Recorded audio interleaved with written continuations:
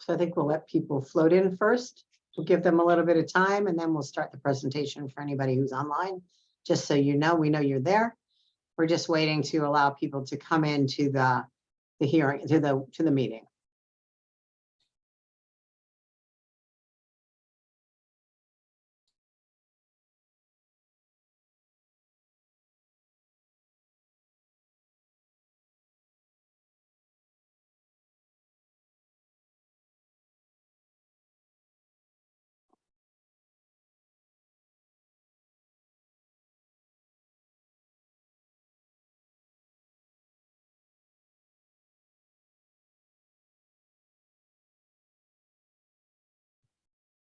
If it's all right with you, Christina, I was thinking about starting in about 5 minutes past the hour, just to give people enough time to get here and start their Zoom. Yeah, I think that's great. Thank you. Okay, sure.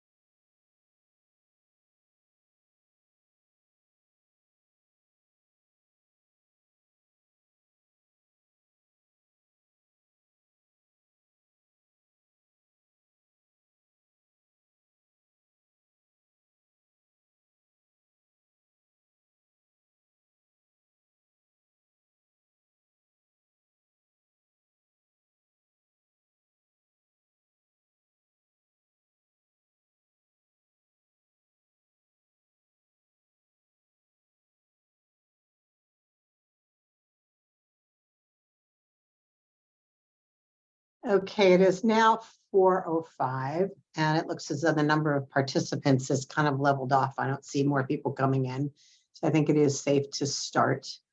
So I'd like to welcome everybody this afternoon. My name is Dina Ticini. I am the Director of Community Development for the town of Tiburon, and I'm also the person who you will be providing written commentary to as well as part of the process as we're going through this scoping and the EIR and the general plan in the future.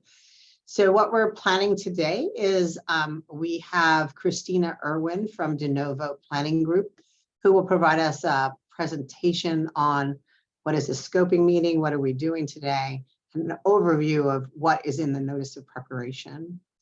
And we have our consultant, Christina Rourke from Rourke and Associates, who has been leading the general plan effort, and many of you probably have seen her at several workshops. I will put my email address as part of my name right now so that you do have it for the record as we go through this. So you'll be able to provide written comments to me during the comment period, which is going on right now. And the comment period ends on the 28th of November. So with that, I think I'll give it over to Christina Irwin so that we have ample time to ask questions as well at the end of the presentation. And with that, I'm going to hand it off. I'm going to change.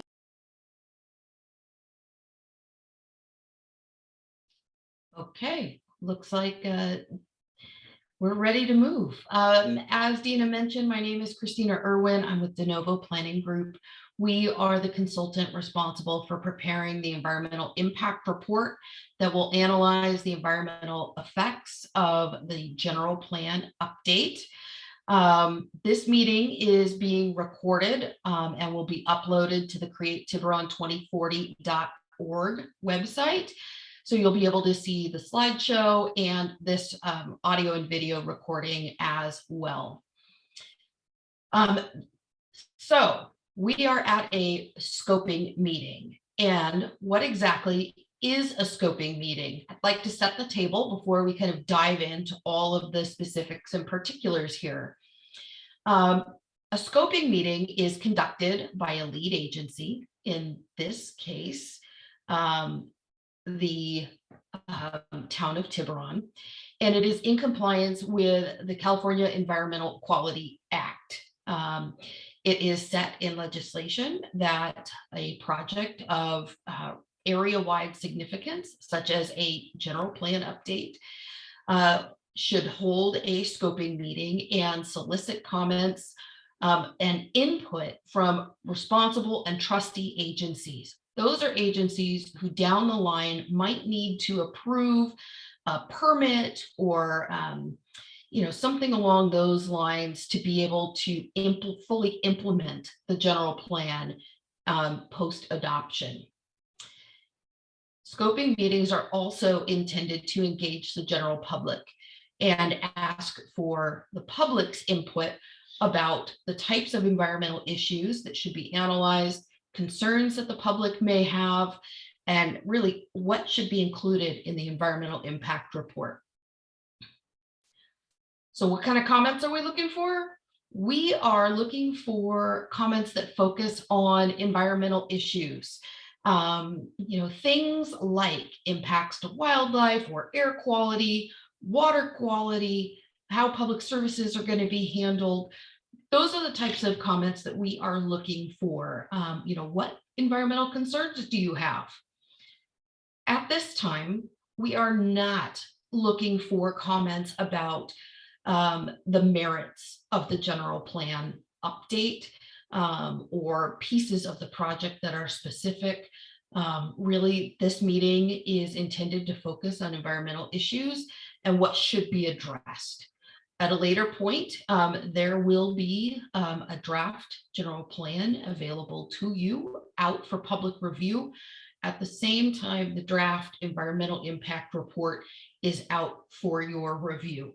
Those two documents will be available concurrently, and we'll get to the timeline on that in just a minute. So now that we know what kind of comments we're looking for and kind of thinking about how to provide those comments, let's talk a little bit about what the project really is. The project is the Town of Tiburon General Plan Update that forecasts growth through 2040. It is a comprehensive update to the general plan, and that includes the policies, implementation measures, all the way down to the specific land use map that goes along with the general plan. Essentially, that designates specific parcels in the town for specific uses, and those uses are defined and explained in the general plan. So it's a way for the city, or excuse me, a way for the town to look at a plan for growth and grow in an orderly fashion while looking to preserve the things that Tiburon residents love, looking to change things that might need a little bit of tweaking, and figuring out, what the direction of Tiburon is for the next several years. Why are we doing a general plan update? Well, it's required in planning law to have a functional general plan. There are several elements that are required that every general plan must have. Land use, which, as I explained, includes a land use map and explanations about what those land use designations are, and includes things like the density of housing or non-residential development on particular areas, and can designate things like open space areas. Circulation and mobility is another required element that'll focus on the vehicular roadways, pedestrian, transit, and bicycle uses.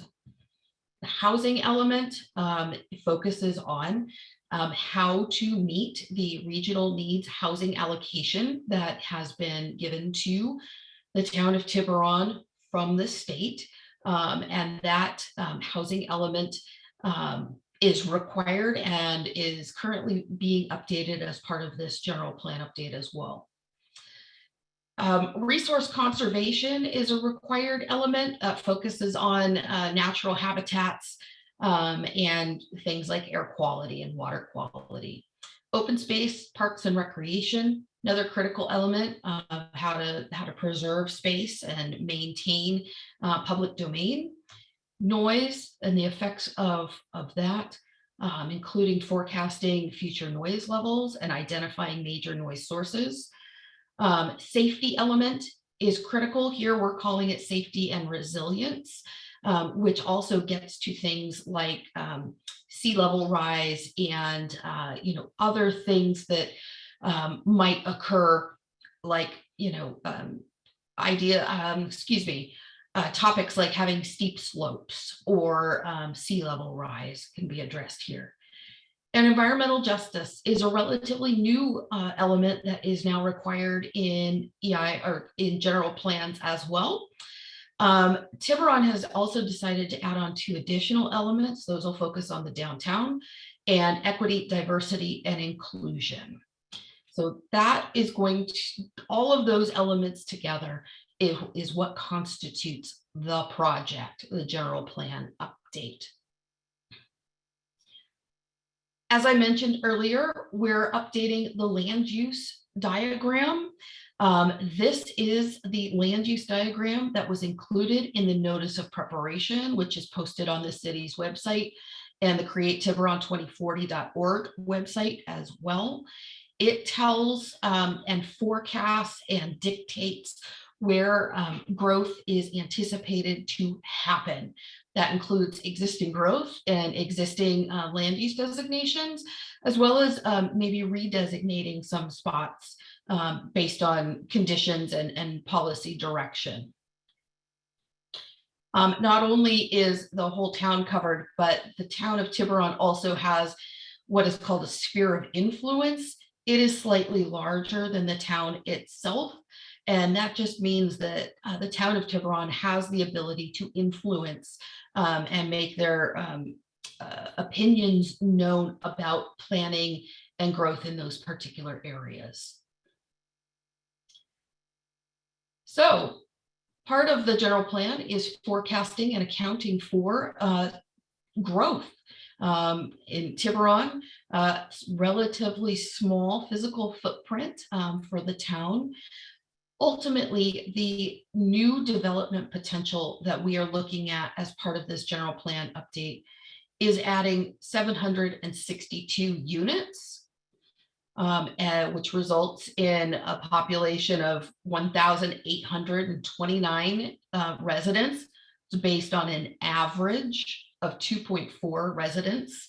And that calculation is based on Department of Finance information that we are using to calculate population, which then translates into what are demand for services and what are the demand for public utilities and the like.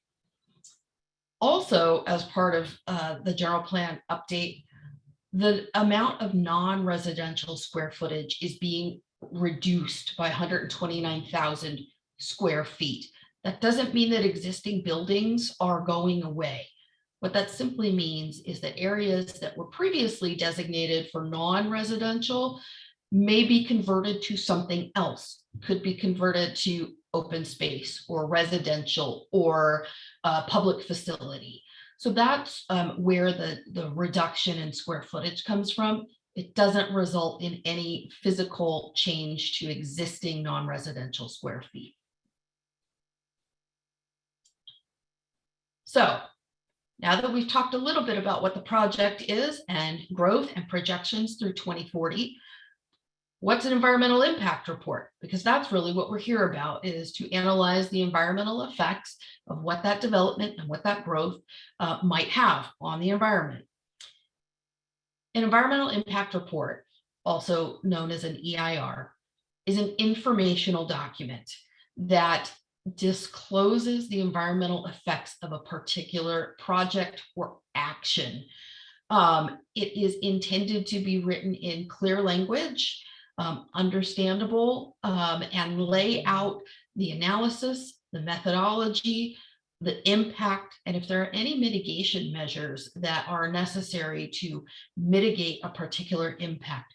All of that information is included in the EIR, as well as some other things that I'll get to in just a minute.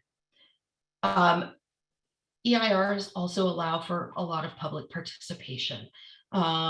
It's an opportunity here at the scoping meeting to solicit information about what people want to see in the EIR, because that has not yet started, because we're gathering input from the public. There's also a public comment period after the draft EIR is released. Then there's kind of a final comment period, kind of during the hearings where the town decision makers are contemplating whether or not to approve the project.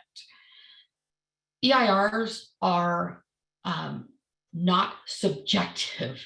They are meant to be objective, fact-based documents that have a lot of citations, that demonstrate methodology and demonstrate impacts. So EIRs are not there to advocate for a project, or they don't have a bent or an angle to them at all. And because this is a general plan update and it is broad, there are no specific individual smaller projects proposed as part of this update process. So for example, we are not looking at a specific parcel to have a specific type of building built exactly there. Our analysis is broader than that, and we're looking at growth and accommodating the town of Tiburon through 2040. So it's a broader document than that. It can be a little hard to grasp because it's not as tangible as building a building, but that's what the EIR sets out to do.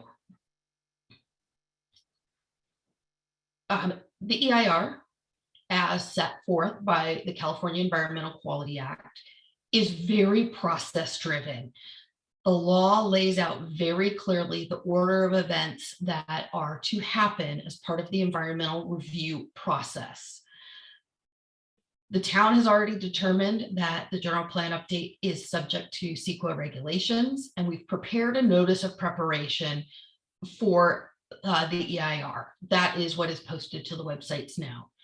Currently, we are here. We are in the public comment period for that notice of preparation.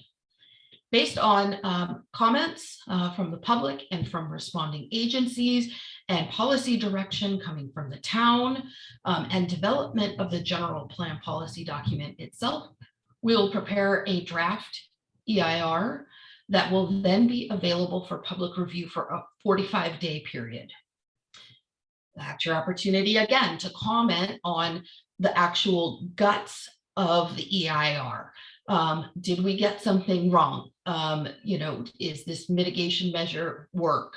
What are your thoughts about the EIR? And that's where we'll gather more comments from the public and agencies and be able to take that information and respond to it in a responses to comments document.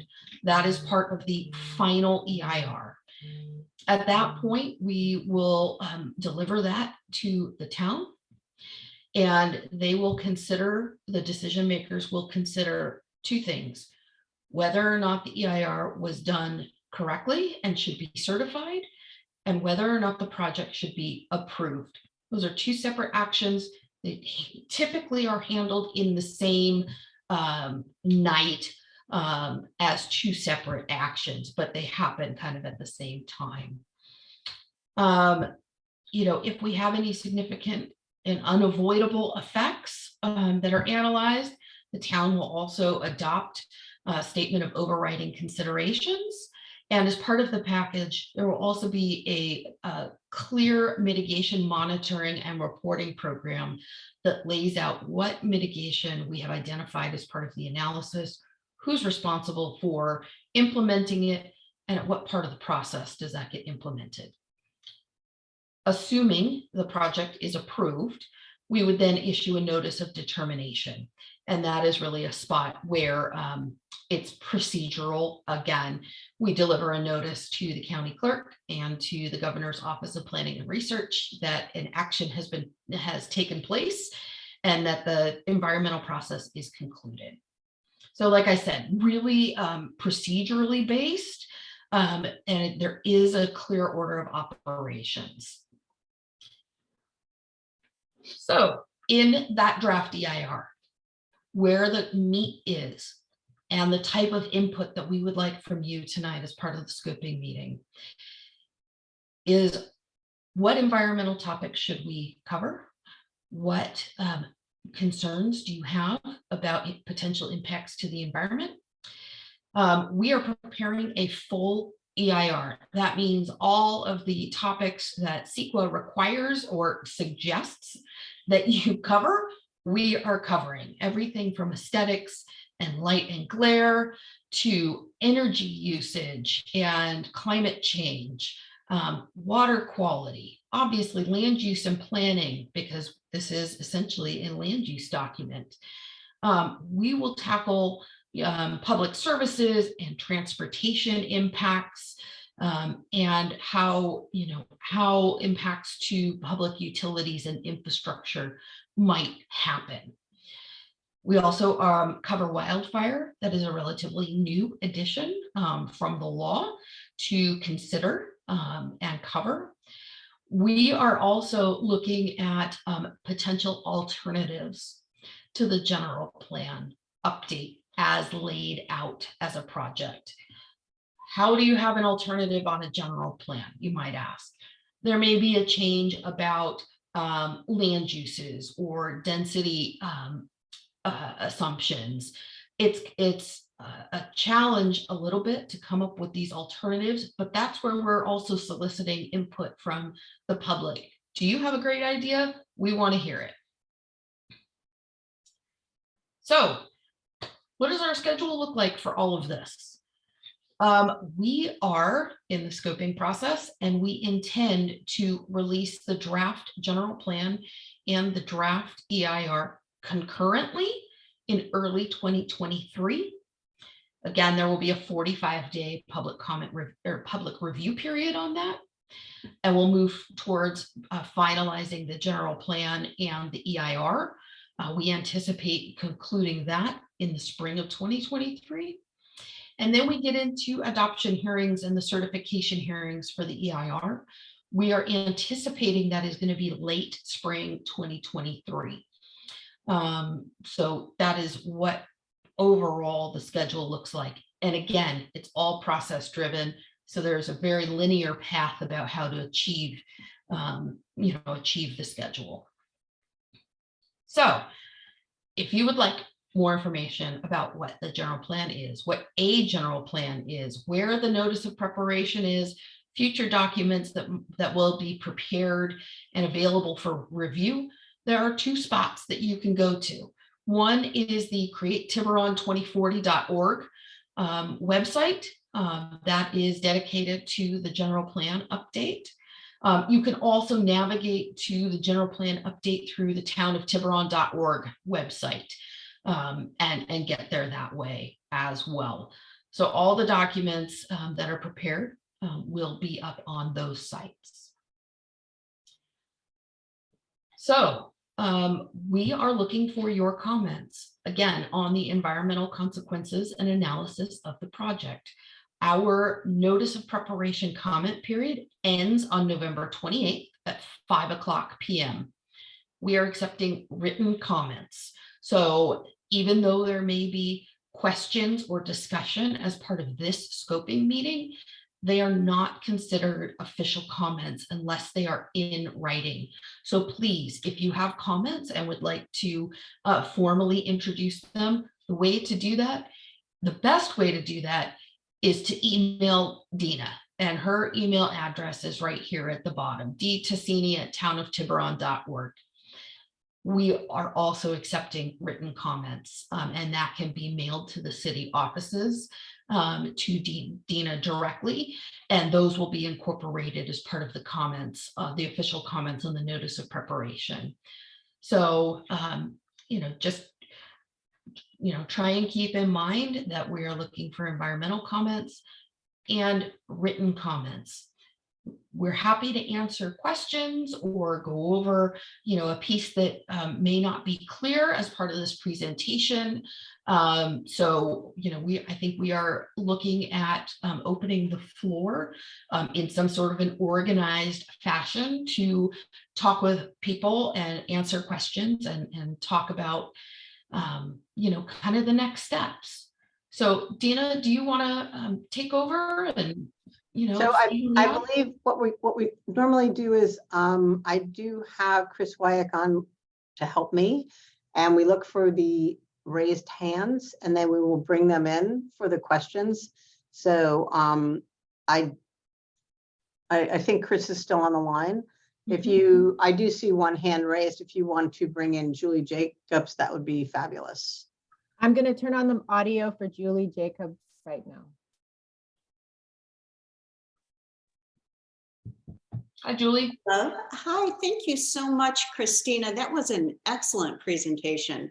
Very clear, and I have a whole new understanding of this that I didn't have before you spoke. Thank you. Great. Yeah, thank you. I have three concerns I wanted to discuss with you at this point in the scope that are based on what you introduced us to. Okay. And in general, I have heightened interest in safety. That's what drives the questions I'm asking. Okay.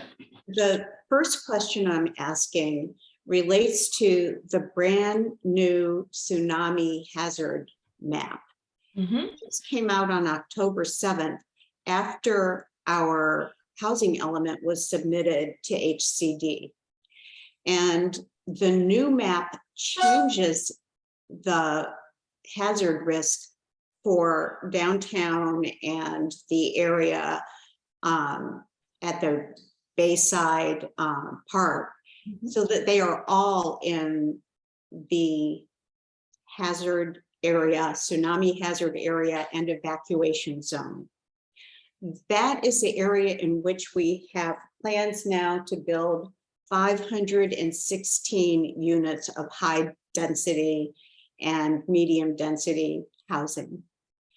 I would like to know how in the environmental impact plan you take that into consideration and what recommendations you make based on that. That's the first question. Okay. Should I go on with the others?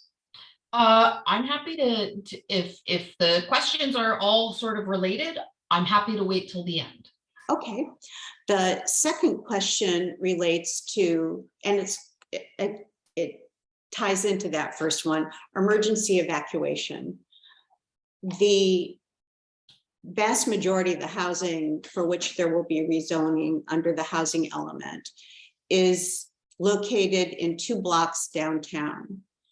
And those 2 blocks are at the end of a road which is 1 lane in and out. And it creates a potential choke point in case of a wildfire, tsunami, or other reason to evacuate many people from that area quickly. And I would like to know how the EIR will address that. Okay. The third question relates to emergency vehicle access for all of the town of Tiburon. The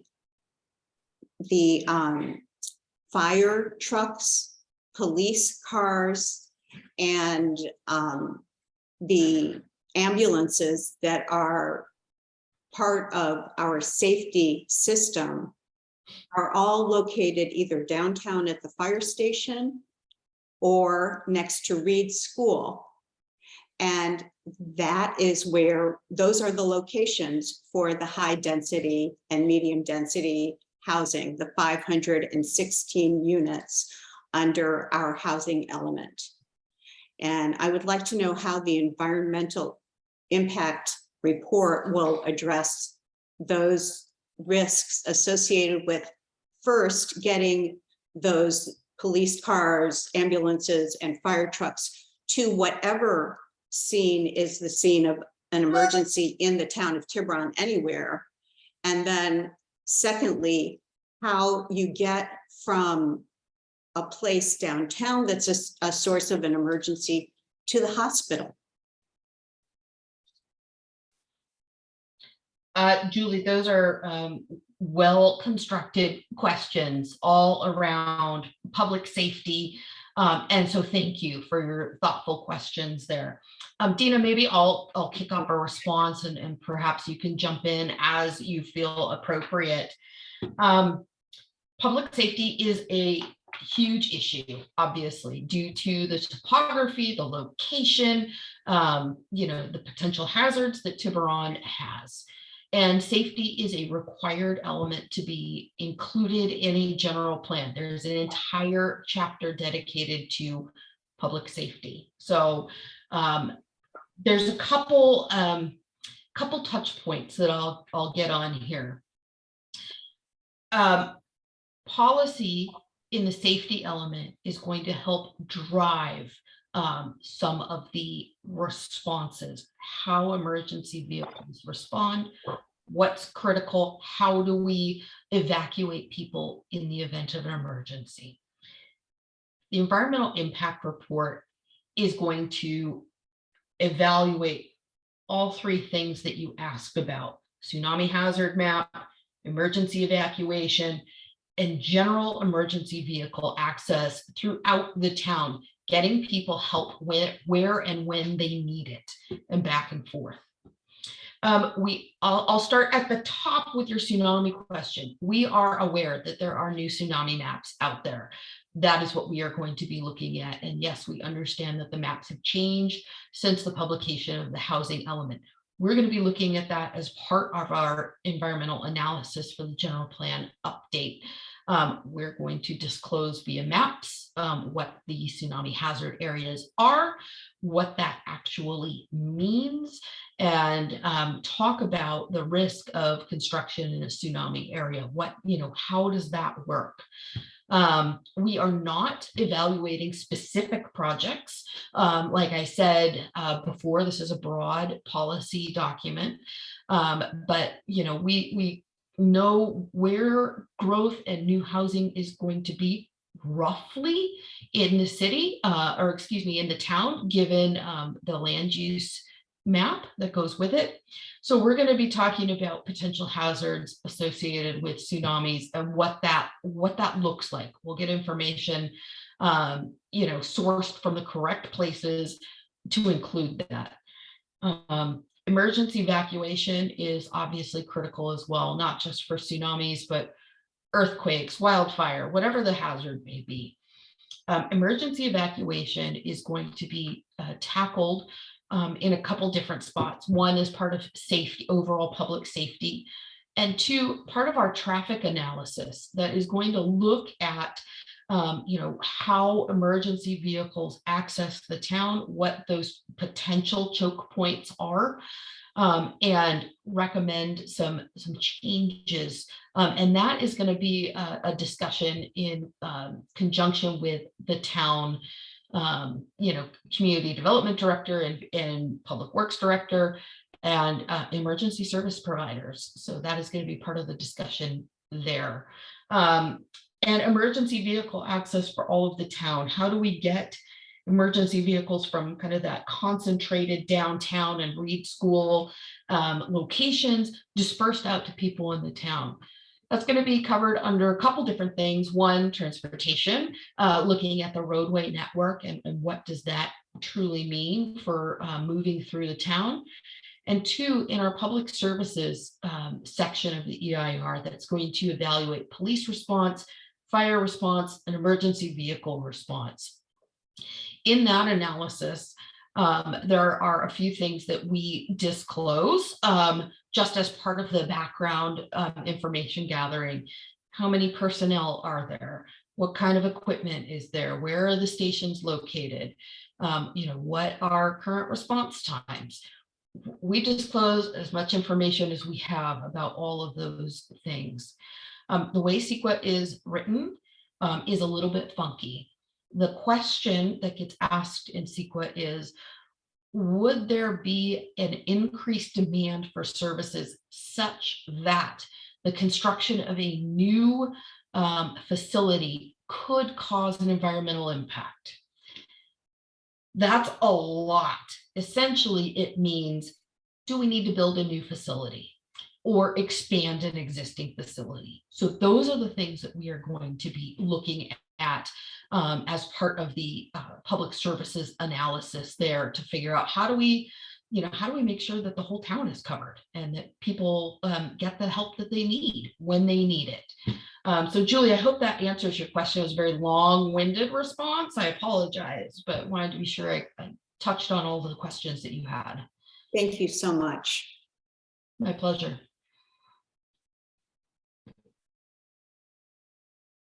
Is there anyone else that wishes to speak? I see no hands raised at this time. So, there is, I just saw someone, Ed, could you let in MWF Home? I'm turning on the audio now for them.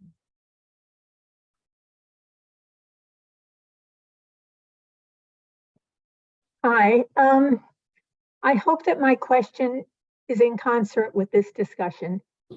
I just read today, I've been keeping up with the Tiburon plan, of course, and I just read today the Belvedere plan. And according to their plan, they plan to build half of their 235 required units at the Boardwalk Shopping Center. Now, I thought we were using the Boardwalk Shopping Center, and I'm a little confused about that, or a lot confused about that, and also their responsibility for the environmental impact on Tiburon from the units they build in that center. Again, they say half of their 235 units. Does that question?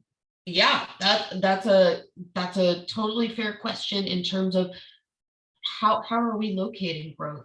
Dina, is that something that you want to? So I think I can answer the first part of it, and maybe you'll take the second part of it with respect to the CEQA implication. But so the interesting part of the boardwalk is that there is let me put my video on so I'm not speaking into a blank screen. There's a property line that runs through almost not the center, but through that site. So part of the boardwalk is in Belvedere and part is in Tiburon. And so the part that is in Belvedere, they have looked at for allocation of their housing. And we have also looked at it on the other half for our housing. So that is sort of a strange situation where we have had discussions with Belvedere in the past, where how are we going to make that work? And how does that become a project where we're all working in unison so that you end up with the best type of project versus we're doing our piece and it doesn't kind of relate to the other. And I know that Belvedere is open to that. We haven't gone much further than that because we don't have a proposal in place. But once we do, I think it'll be a joint type of development, which will look at those impacts as well for both Belvedere and for Tiburon, especially with respect to, I would say, circulation. So that's as much as I know at this time about what we will be doing there. Do you have anything else, Christina? Yeah, the second part of the question was how do we make sure that impacts between Tiburon and Belvedere, for example, and other surrounding jurisdictions are in concert? We'll be evaluating the cumulative effects of implementing the general plan update. That's going to consider what's at the border of the town. You know, as Dina said, it's not like there's, you know, a place where we stop and they start. Yes, those are lines on a map in jurisdictions, but man, when you're standing on the ground and you look across the street, you want it all to be kind of cohesive and thoughtful and, you know, make sure that everybody's kind of doing what they're supposed to do. It's a big task, absolutely. But as part of our cumulative analysis, that will be included in the EIR, and there will be cumulative discussions for all of the environmental topical areas. We're going to talk about that. What is growth and land use patterns and traffic patterns look like on a broader scale, even just beyond the town's borders. So I hope that answers your question. Thank you. Yeah.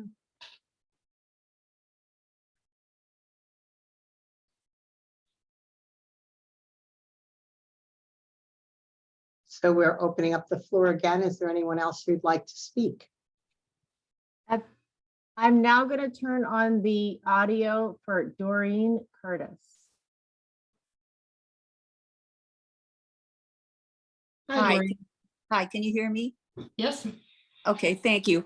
And thank you for having this meeting. It is very helpful, and your presentation was very helpful, so I appreciate that. I just have one question at the moment, and that is, you mentioned when you were going through the slides, you talked about an increase in housing units, and I didn't get the exact number, but you said something 740 or 760 or something. I was just wondering where that number came from. Sure. It's 762 units. And that number is kind of a conglomeration of things. One, it's projected growth for the town of Tiburon overall and just a need for housing. Second place it comes from is each jurisdiction in California is required to provide housing for all income levels.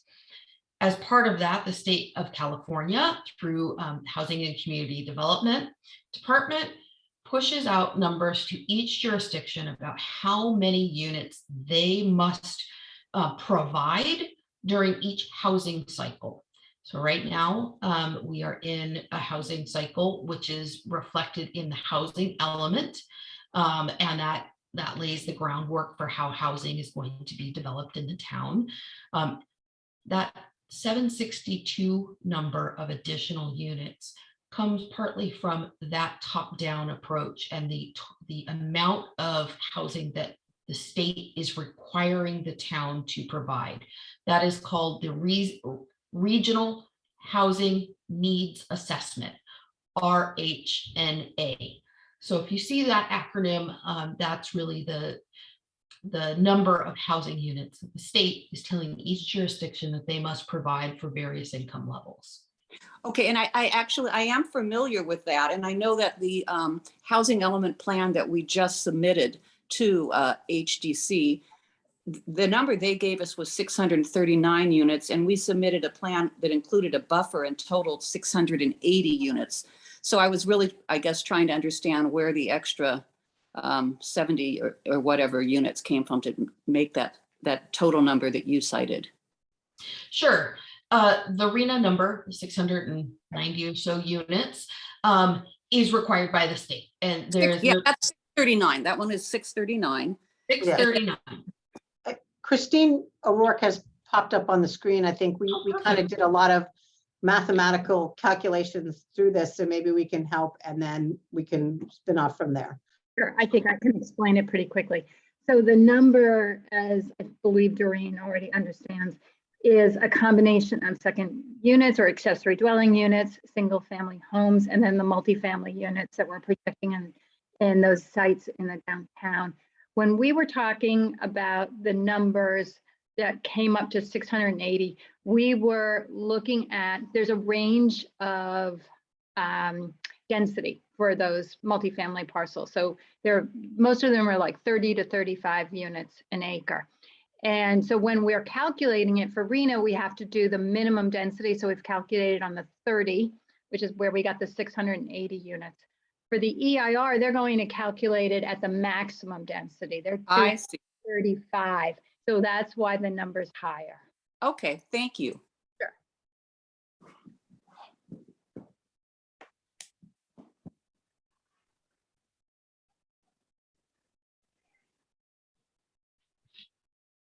Okay, thank you, Doreen. Next, is there anyone else who wishes to speak tonight or today? Not tonight. So used to these meetings being in late in the night. At this point, I have no more hands raised. I'll ask again, just in case someone all of a sudden thought of a great question. Is there anyone else that wishes to speak tonight? Oh, I we do have a hand one. raised. I'm going to turn on the audio for Eric Artman. Hi, Eric.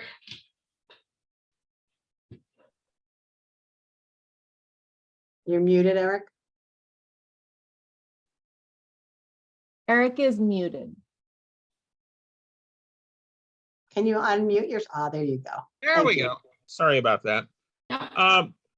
My question relates to the commercial factor and the expected decrease in assigned commercial space because of apparent conversion. Some of the talk in the past has been mixed use with commercial first floor and residential above. How does that impact that sort of calculation? I mean, looking at those numbers, it's easy to imagine a downtown Tiburon that becomes full of people with no retail space. Yeah, that's a good question. Christine, I think that this is a perfect time for your response on that. Sure. So some of those sites that were just commercial before, where we are, we're rezoning or redesignating them to mixed use. And for those, we are assuming that the first floor would be commercial. So there is a reduction in some commercial because of that, because some of it will, we're assuming more of it will go to the residential. There's also some of the sites where we have to allow 100% residential by HCD rules. So I think some of these parcels we're also have assumed that like the mid blocks may be 100% residential as opposed to even, because the ground floor commercial may be optional. Okay, one other thought just popped into my head. Recent legislation has essentially destroyed the town's ability to require parking spaces for residential units within a quarter mile of a transit hub, which our ferry terminal counts as a transit hub. So that means downtown, even the town cannot require the construction of parking places for residential blocks that are built. How does that play into the environmental impact, not so much from a mobility or evacuation or safety business, but just from simply the clog of excess parking, not excess, the clog of excess cars needing to be parked and a potential shortage of parking downtown? Sure, this is a common question when we're dealing with downtowns, particularly vibrant downtowns where there's a lot of people living, walking, shopping, enjoying, liveliness and entertainment downtown. You're right. The legislation now will not allow you to look at parking within a certain distance of a transit station. That makes sense for a lot of things. As you mentioned, transit is generally good for the environment. But what we have found is that as individual projects come in, and as they are working on individual site plans, nobody wants to build a building or have a use where people can't get to it. So there is consideration there kind of on the project level about parking. What does that look like? Does there need to be parking off-site, on-site? What does that look like? And that's really where those particulars get hammered out about parking. You won't see that on a broad scale here in this EIR because it's not required by CEQA. But you see that more on the micro scale as individual projects come in. Does that make sense? Not entirely, because the plain fact of the matter is you can have one person who owns one lot in downtown Tiburon decide to entirely cover it with residential units and provide no parking at all. And there is nothing, even on an individual project basis, that the town can do to require that they provide parking. Hey, Dina, have you come across this in terms of individual project approvals? No. And we generally, most of what we're doing within our downtown objective design standards will include a parking space per unit. So we're not going to eliminate parking. And I don't believe we are required to eliminate it. We just can't, we can't require it at the same level as we previously could, which is two. I beg to differ. Under the recent legislation, you can't require it at all within a quarter mile of the ferry terminal.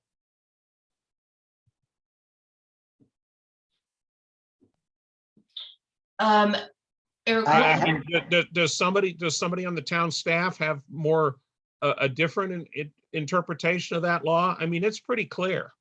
Yeah, Eric, we will dig into that. I also encourage you to write a comment letter to that effect, so it's on the record as something that you are concerned about in the downtown area and what environmental effects that change might have. So I really encourage you to provide a written comment.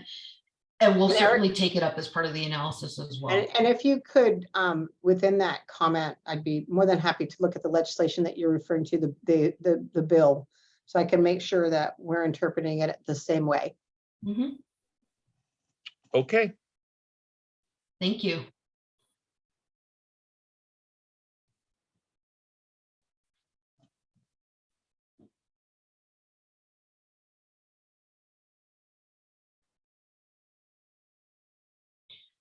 Do we have any more hands raised? Folks having any comments or questions for us? Christina, at this point, I have no more hands raised. Great.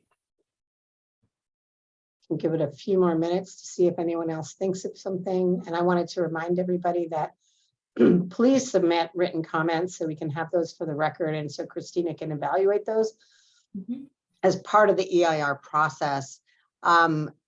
And as I stated earlier, I have provided my email address on, I see somebody just raised their hand, but let me finish my sentence, on my little square. So you can also write to Town Hall with attention to Dina Tassini, and it will find its way to me. So I do see that someone named Kay has raised their hand.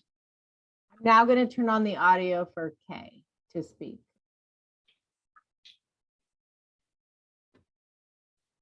Hi there.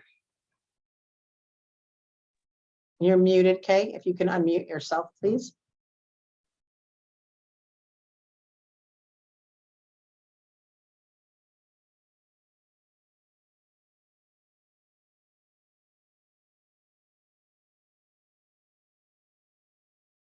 I'm not hearing any audio Can you coming hear me through. now? Yes, now there Yes, we we go. can now. Okay. I have a quick question.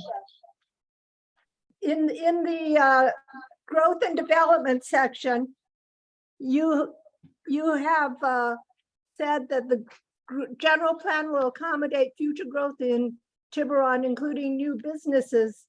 And I was wondering in downtown Tiburon, with all the housing plan, how you plan to accommodate new businesses. Dina or Christine? So the way in which we've laid out the plan is that there is a mixed use, what we call a mixed use designation. And what that mixed use designation allows for is commercial on the ground floor and residential above. So we are accommodating the ability for additional commercial development within the downtown area. Yes, but you only have commercial required in the 4 corners on Beach and Tiburon. Okay, And you've got more commercial than that. so we look at those 4 corners as very important points for congregation and opportunities to have plazas and gathering spaces.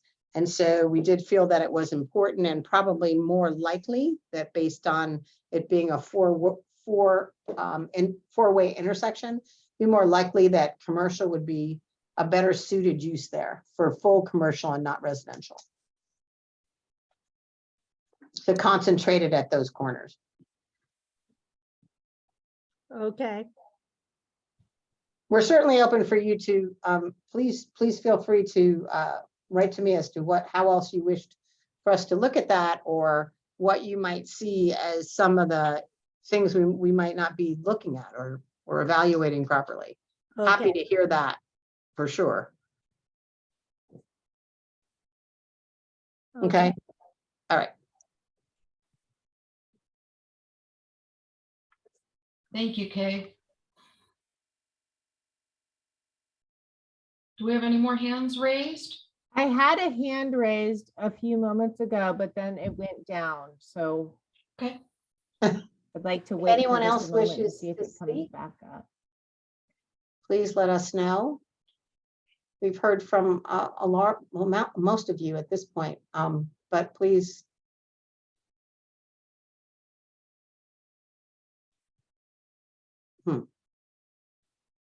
I Yeah, don't at see this any more point, I hands. have no more hands raised. Well, this might be a good point to, thank the people who have asked questions. These are really thoughtful questions and, shows your interest and investment in Tiburon. So thank you for these questions. As noted earlier, the notice of preparation comment period is open until November 28th at 5 o'clock. Written comments are desired via email to Dina or via regular mail. We accept both. You don't need to send to both. Just pick one and we will get it. We will look at those comments that you have about the environmental analysis and figure out how to address those in the environmental impact report. So thank you very much for your time and investment in the scoping meeting and asking some really good questions. Thank you. And I would like to reiterate that I am really happy that people came tonight and provided us comments, and I hope that we receive them in writing, and I hope that we receive additional ones so we can actually evaluate this program properly. That's our goal. So I think with that, unless there's anything else someone else wishes to add, we could probably close the hearing at this point.